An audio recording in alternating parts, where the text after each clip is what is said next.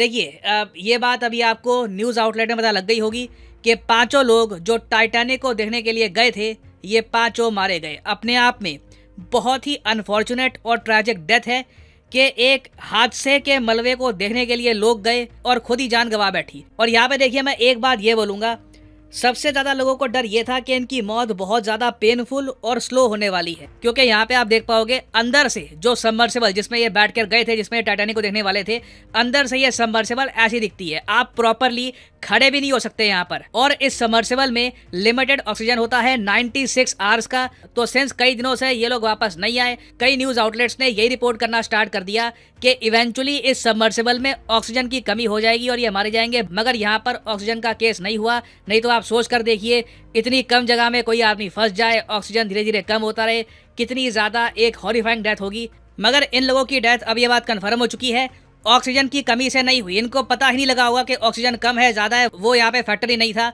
यहाँ पे हुआ क्या कि ये सबमरीन इम्प्लोड हो गई, एक्सप्लोड नहीं हुई। एक्सप्लोड तो होता है कि बाहर कोई एक धमाका होना, एक्सप्लोजन हो गया। इम्प्लोजन होता है कि आसपास के प्रेशर की वजह से ना अंदर ही, जैसे ऑलमोस्ट आप कह लीजिए एक पानी की बोतल पिचकती है, वैसे ही ये सबमर्सिबल पिचक गई थी। एक बार मैं आपको दिखाता हूँ, एक छोटी सी क्लिप दिखाता हूँ एक ट्रक की, उससे आप समझ पाओगे कि किस तरीके से ये सबमर्सिबल अंदर ही इम्प्लोड हुई है। अब इधर ध्यान देना, ये एक ट्रक है और ये इम्प्लोड करने वाला है। यहाँ पे आप देख पाओगे, इसको कहते हैं जी एक इम्प्लोजन। सबमर्सिबल के साथ भी लगभग ऐसा ही हुआ है, एक स्ट्रॉन्ग इम्प्लोजन हुआ, उसके बाद ऑफ कोर्स पानी अंदर आना स्टार्ट हो गया होगा।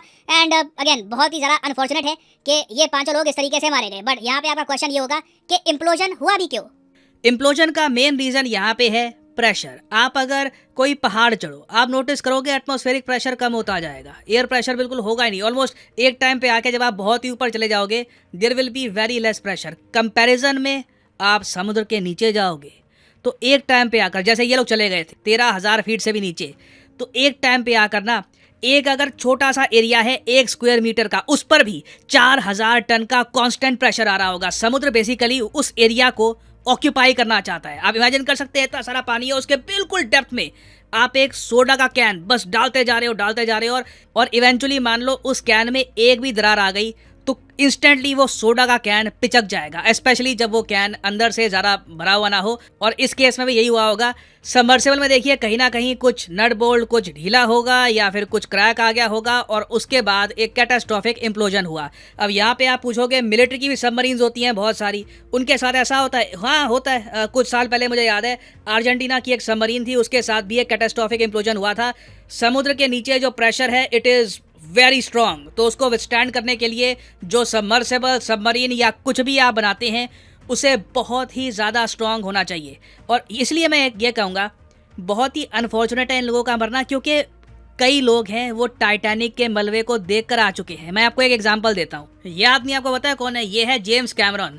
जो टाइटैनिक मूवी बनी थी, ये जो 1912 में जो ये शिप डूबा था, जिसके ढांचे को देखने के लिए लोग जाते हैं, उसी शिप की कहानी पर जो मूवी बनी थी टाइटैनिक, वो इन्होंने ही बनाई थी, जेम्स कैमरॉन ने बनाई थी। बहुत ही फेमस मूवी डायरेक्टर हैं। तो ये 30 से ज्यादा बार समुद्र के नीचे जाकर टाइटैनिक को देख चुके हैं।